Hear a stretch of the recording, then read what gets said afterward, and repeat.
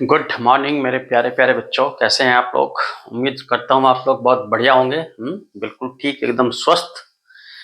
तो मैं आज जो है आप लोगों के लिए अपने इस लेक्चर में लेकर आया हूँ limitations of Coulomb's law.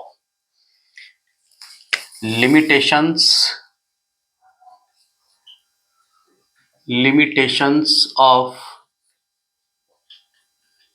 Coulomb's law. मैंने आप लोगों को अपने पिछले लेक्चर में पढ़ाया था कि what is the Coulomb's law. Basically जो कूलम्ब्स लॉ के लिमिटेशंस हैं वो कूलम्ब्स लॉ के स्टेटमेंट में ही छिपी होती हैं। पहले बता देता हूं कि कूलम्ब्स लॉ क्या कहता है। देखो, कूलम्ब्स लॉ क्या कहता है कि अगर 2 पॉइंट चार्जेस हैं, मींस ये 2 पॉइंट चार्जेस हैं, अगर Q1 and Q2 point charges. पहली बात इस पे ध्यान देना कि क्या बोला हमने, पॉइंट चार्जेस। तो यानी Coulomb's law is directly applicable only on the point charges, not macro charges. बड़े चार्ज पर एप्लीकेबल डायरेक्ट ये नहीं होता है। अगर बड़े चार्ज पर इसको अप्लाई करना होता है तो पहले हम उसको एक छोटा सा एलिमेंट कंसिडर करते हैं, उसके बाद फिर इसको हम लोग जो है इंटीग्रेट करके अप्लाई करते हैं। तो पहली बात क्या है कि Coulomb's law is applicable only on point charges. तो Coulomb's law states that if there are 2 point charges separated by a distance in the vacuum, then electrostatic force between them is directly proportional to the product of the charges and inversely proportional to the square of the distance provided। अब देखो provided लग गया यहाँ पर, provided at least one of the two charges should be in rest, यानी कम से कम एक charge तो रेस्ट में होना ही चाहिए। तो इस तरीके से जो है जो कूलम्ब्स लॉ की जो लिमिटेशंस हैं वो इसके स्टेटमेंट में ही छिपी होती हैं। तो पहली लिमिटेशंस क्या हो गई इसकी, first limitation.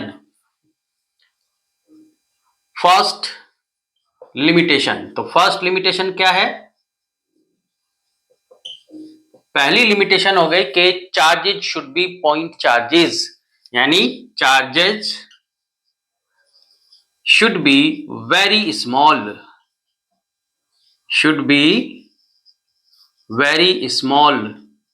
That is point charge.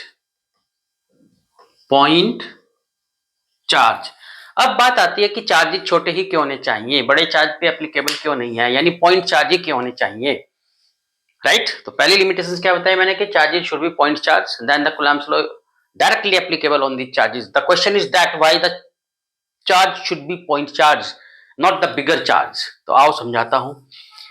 तो पॉइंट चार्ज इसलिए होने चाहिए, मैंने आप लोग को बताया था एक बार कि भाई जो आप लोग का इलेक्ट्रिकल इंडक्शन है, ठीक है, उसके बारे में मैंने आप लोग को बताया था। अगर चार्जेज ये सपोज बड़े चार्जेस हैं, लार्ज चार्जेस हैं, जैसे सपोज ये 2 स्फेरिकल चार्ज है और ये दोनों बिग स्फीयर्स हैं, इनके ये इनका सेंटर ऑफ चार्जेस है, इस पर सपोज किया ये पॉजिटिव चार्ज डिस्ट्रीब्यूटेड है, दिस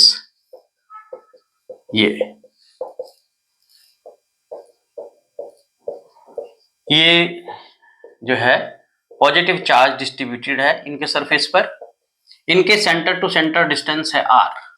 तो अगर देखा जाए, राइट, कूलम्ब्स लॉ के अकॉर्डिंगली इस पर अगर ये चार्ज Q1 है, इस पर चार्ज Q2 है, तो उस केस में जो फोर्स होगा इनके बिटवीन वो क्या होगा, K Q1 Q2 upon R square. लेकिन चूंकि बड़े चार्जेस हैं, राइट, तो अब आप देख रहे हो कि बड़े चार्जेस हैं तो इलेक्ट्रिकल इंडक्शन यहां काम करेगा। तो इलेक्ट्रिकल इंडक्शन की वजह से ये देख रहे हो इसका पॉजिटिव चार्ज इस पॉजिटिव चार्ज को रिपल करेगा, जिसकी वजह से सिचुएशन क्या बन जाएगी कि जो चार्ज होगा वो इस तरफ शिफ्ट हो जाएगा, यानी पॉजिटिव चार्ज इधर की तरफ रिपल्ड हो जाएगा, ये लाइक दिस। तो इसका जो सेंटर ऑफ चार्ज है ये थोड़ा सा शिफ्ट हो जाएगा, किधर, इस साइड हो जाएगा शिफ्ट। यहां पर पहले यहां था ये, अब यहां शिफ्ट हो गया। इसी तरीके से यहां पर जो है इसका चार्ज इस साइड शिफ्ट हो जाएगा और इसका जो सेंटर ऑफ चार्ज है, यानी अब ये चार्जेस है हमारे किधर शिफ्ट हो गए, because of the induction effect, this, ये, और ये सेंटर इधर की तरफ शिफ्ट हो जाएगा। तो जिससे ये जो डिस्टेंस थी, पहले डिस्टेंस सिर्फ इतनी थी, अब जो एक्चुअल डिस्टेंस हो गई वो ये हो गई। तो डिस्टेंस में थोड़ा सा इंक्रीमेंट हो जाएगा, जिसकी वजह से जो है यहाँ पर जो आपका फोर्स था वो अब वो एक्चुअल फोर्स नहीं रहेगा जो पहले होना चाहिए था। तो इसीलिए यहाँ पे चार्जेस अगर पॉइंट चार्जेस होंगे तो इलेक्ट्रिकल इंडक्शन इफेक्ट नेग्लिजिबल होगा या नहीं होगा।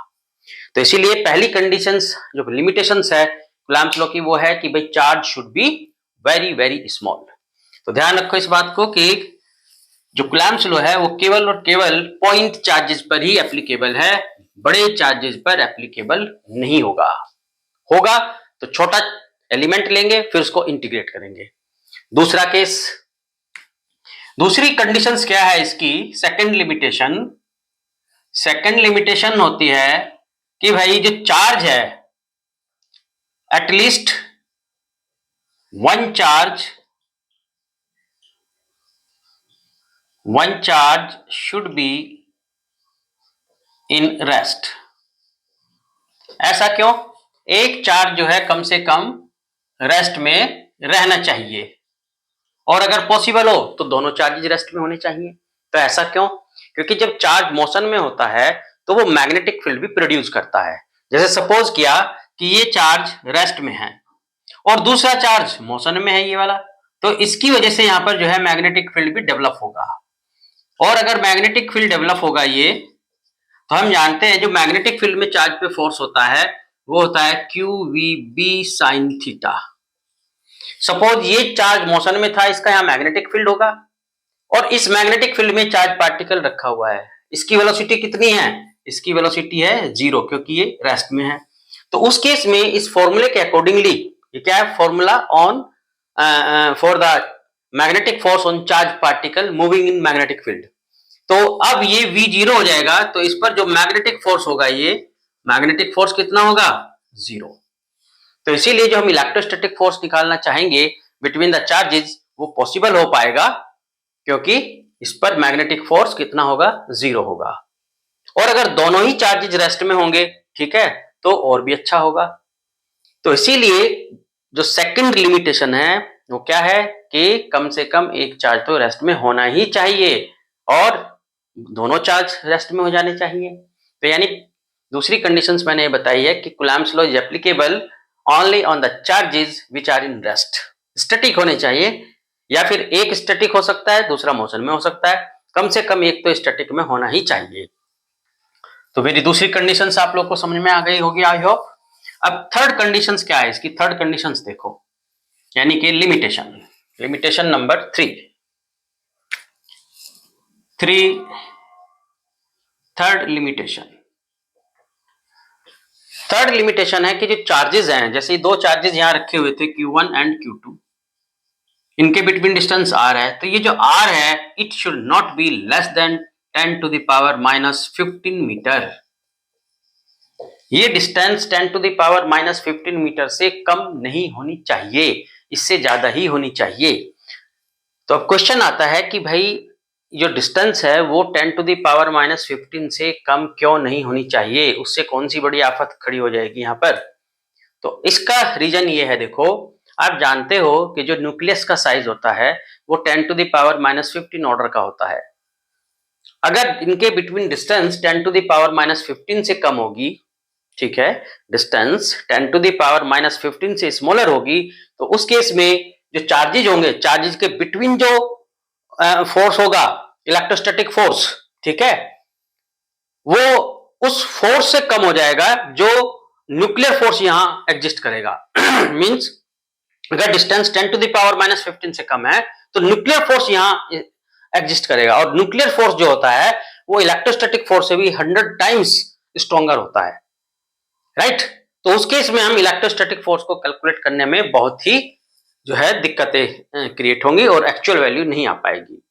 तो कहने का मतलब क्या हुआ कि distance between the two charges while we are applying the Coulomb's law, right, it should be greater than 10 to the power minus 15 meter. It should not be less than 10 to the power minus 15. If the distance is less than 10 to the power minus 15 meter, then the nuclear force will dominate here. That's why we will not be able to calculate the electrostatic force accurately, right? तो तीन limitations मैंने इसकी बताई आप लोगों को। पहली limitation कि charges should be point charges, otherwise the electrical induction effect will come into existence and the actual value of the electrostatic force will change. दूसरी मैंने बताई कि जो आपके चार्जेज हैं वो रेस्ट में होने चाहिए। अगर चार्ज रेस्ट में होंगे, in that case the magnetic force will not come into existence. That's why the electrostatic force can be calculated by using Coulomb's law. Or at least one charge should be in rest. अगर एक charge rest में होगा तो भी हम Coulomb's law को apply कर सकते हैं, बट दोनों चार्ज जो हैं मोशन में नहीं होने चाहिए। तीसरी कंडीशन मैंने बताई है कि जो आपका आपकी जो डिस्टेंस है between the charges, that should not be less than 10 to the power minus 15। ये 10 टू द पावर माइनस 15 से कम नहीं होनी चाहिए, यानी जो R है should not less than 10 to the power minus 15 metre.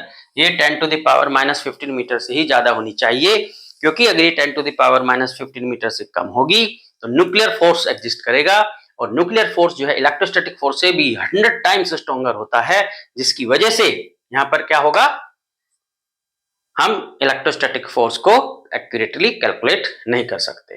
Clear? तो चलिए आज के इस वीडियो में इतना ही। ठीक है, अच्छा लगे तो सब्सक्राइब करना, शेयर करना दूसरों के साथ, और बढ़िया लगे तो इसको जो है आप लोग आगे भी जो है सब बच्चों में शेयर करना, ताकि उन्हें भी इसका बेनिफिट मिल सके। चलिए, आई होप आपको अच्छा लगा होगा। Bye bye.